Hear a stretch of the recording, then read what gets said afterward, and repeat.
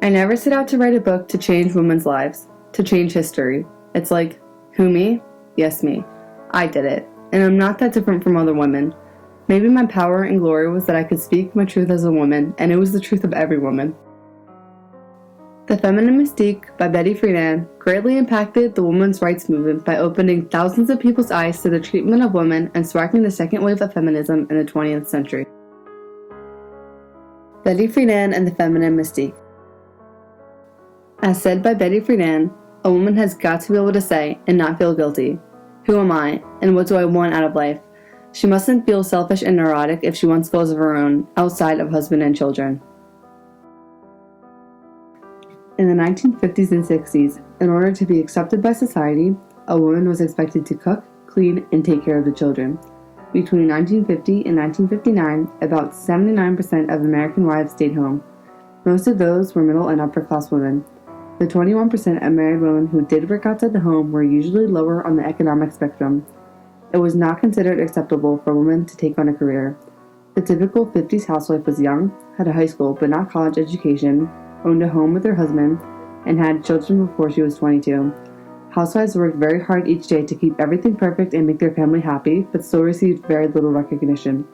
All the while, the monotonous repetition of all the housework made for a very depressing and boring life.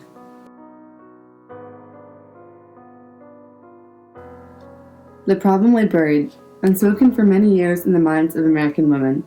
It was a strange stirring, a sense of dissatisfaction, a yearning that women suffered in the middle of the 20th century in the United States.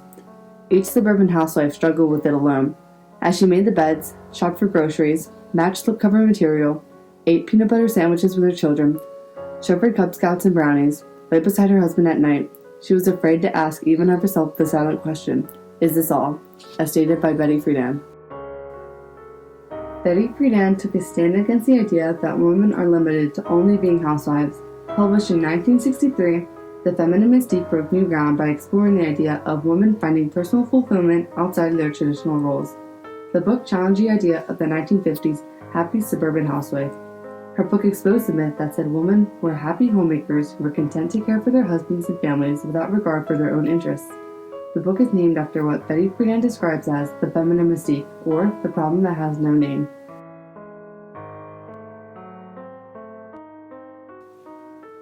Betty Friedan states, the problem that has no name, which is simply the fact that American women are kept from growing to their full human capacities, is taking a far greater toll on the physical and mental health of our country than any known disease.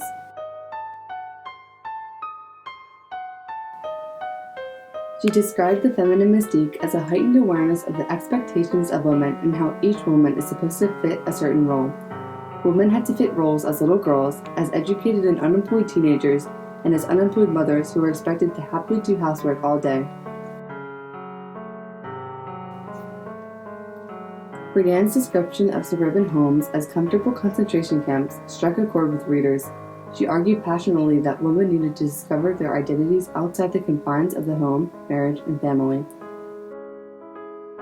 The book had sold more than 5 million copies by 1970 and has been translated into many languages.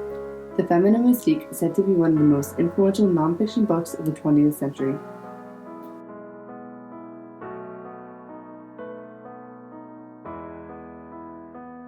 The Feminine Mystique completely altered many thoughts and assumptions on women. It transformed American society and culture. Friedan's book is said to have helped ignite the women's movement of the 1960s and 70s. One reason why the book was so successful was because readers were really able to relate to Friedan and her experiences as a housewife. The book helped thousands of women discover that they were embodying the feminine mystique. This realization had a profound impact on a generation of women often ignored by history and, in some cases, it saved the women's lives. Instead of calling on sporadic decision-makers to reshape laws and set up government programs to help women, Friedan's book called on women to help themselves. Betty Friedan gave voice to the suffering of many American women by documenting the damage of American society on women.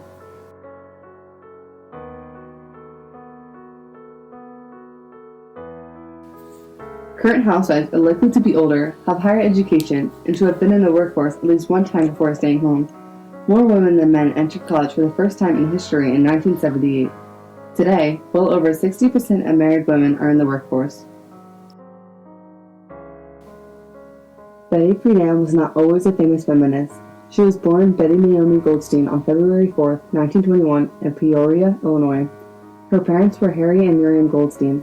Her mother, Miriam Goldstein, had worked as a newspaper editor but left her job to raise her family. She encouraged her daughter to pursue her education and work as a journalist. Betty Friedan graduated from Smith College with a bachelor's degree in psychology. She went on to study at the University of California, the University of Iowa, and the Esalen Institute. She worked as a newspaper journalist, then worked at a labor union newspaper. In 1947, she married Carl Friedan.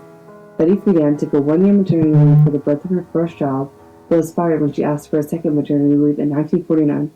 She remained a housewife after having a third child, but soon became dissatisfied with simply being a wife and mother.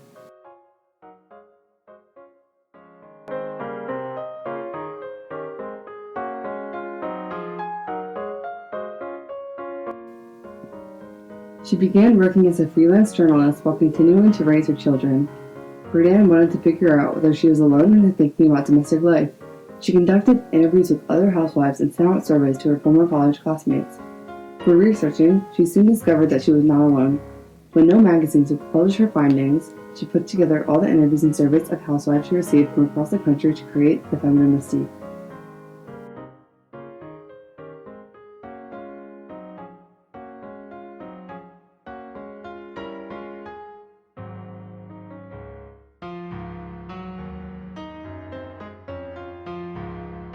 Though the feminine mystique made Betty Friedan a household name, it was just one of her many accomplishments. On August 26, Betty Friedan organized a nationwide strike that attracted over 50,000 women and men. She also co-founded and was the president of the National Organization of Women, also known as NOW. Friedan was a strong supporter of the proposed Equal Rights Amendment to the United States Constitution. The amendment would guarantee equality under the law for women.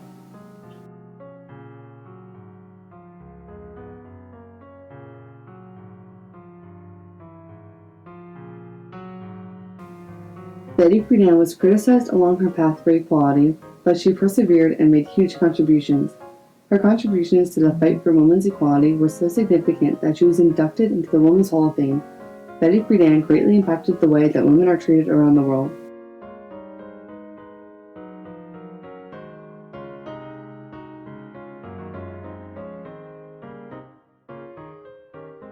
Friedan was influential in helping change outdated laws that were disadvantageous to women. The feminine mystique is often seen as the beginning of the women's liberation movement. Betty Friedan helped create a society where women are more equal to men and have more choices when deciding how to live their lives.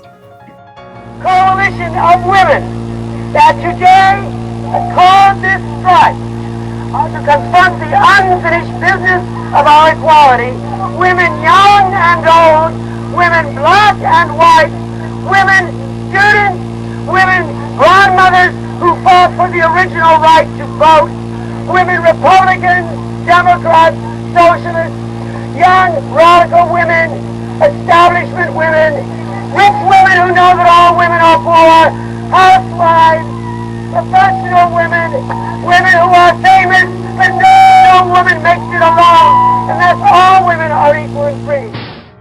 The feminine mystique made Betty Friedan a very well-known public figure. She was flooded with letters from women saying that the book had opened their eyes about their own lives and had validated their dissatisfaction with the status quo. She was asked to speak at colleges, before women's groups, and elsewhere across the nation. For years, she toured the United States speaking about the feminine mystique. Women have repeatedly described how they felt when reading the book. They saw that they were not alone, and that they could aspire to something more than the life they were being encouraged and forced to lead. Many today are still affected by the feminine mystique. The book is so key text in women's studies and U.S. history classes. Today, most Americans, including men, believe that women should earn the same pay as men if they do the same job.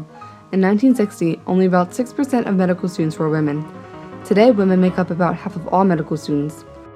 Women who adjust as housewives, who grow up wanting to be just a housewife, are in as much danger as the millions who walk to their own death in the concentration camps. They are suffering a slow death of mind and spirit. Who knows what women can be when they are finally free to be themselves?